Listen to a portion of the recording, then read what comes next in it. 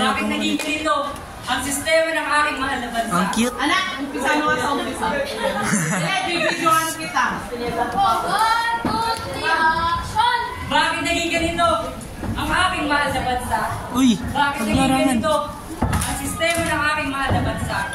Una, pinaslang niyo ang aking ama ng walang dahilan. Lahat ng kanyang ginawa ay mabuti.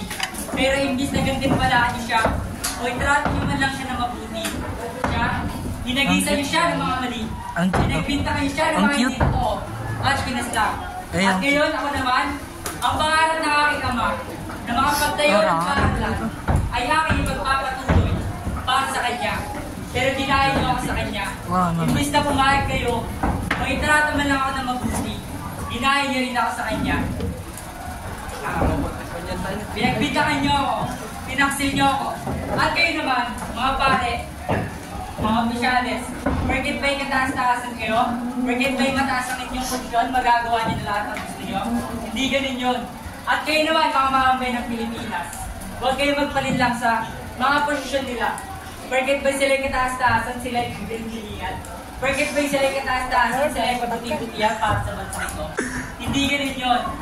Lalo na yung mga pari na to, isang pahig lang yung paparinig. Ipaparinig sa inyo.